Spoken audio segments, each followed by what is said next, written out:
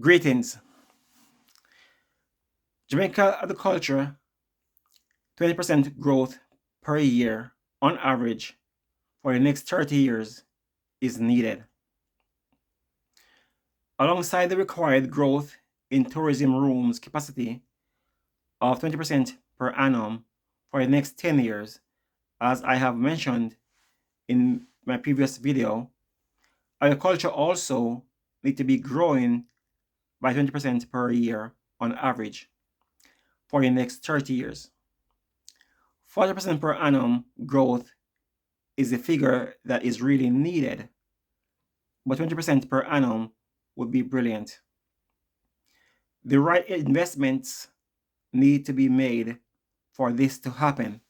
For example, the country needs a nationwide irrigation system so there are no shortages of water for farmers, etc. Agriculture is roughly 10% of Jamaica's GDP, and tourism is 30% of our GDP, which is a combined 40% of our GDP.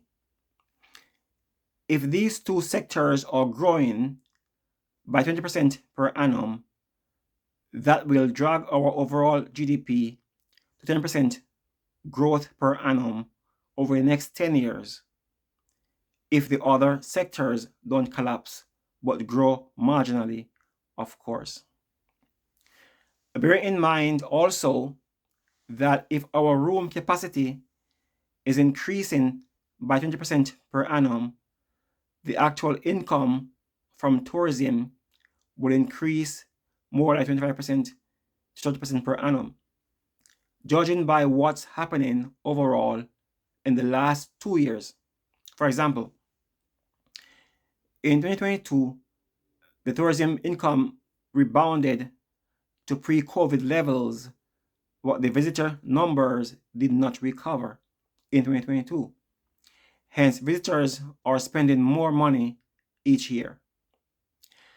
I believe that the above is a clear path for the Jamaican economy to be growing by 10% per year, every year for the next 10 years and beyond, doubling our economy from US 15 billion in 2020 to US 30 billion in 2030.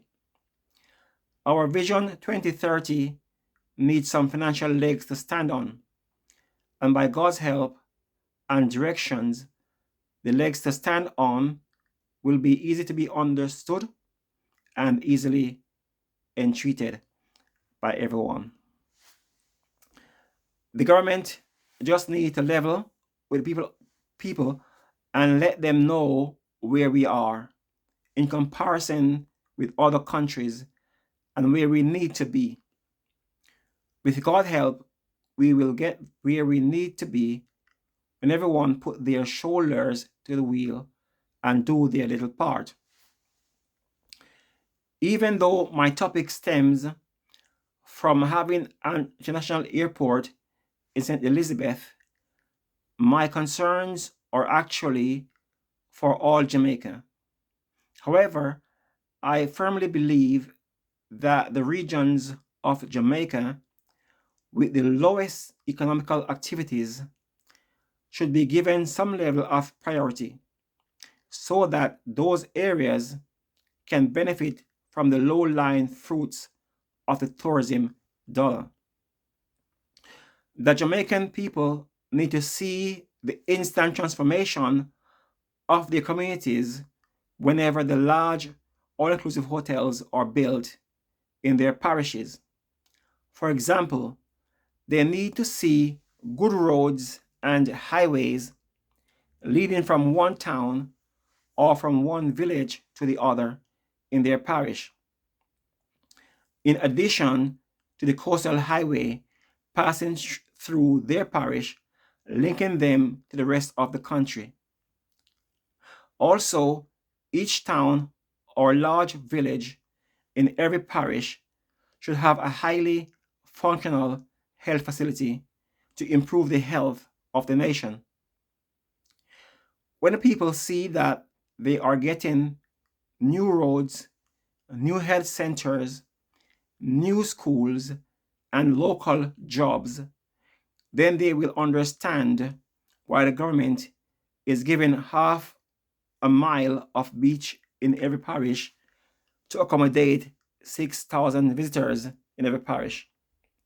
By the way, a 1,000 room all-inclusive hotel does not need more than 100 meters of beach land, or a 2,000 room resort does not need more than 200 meters of beach land.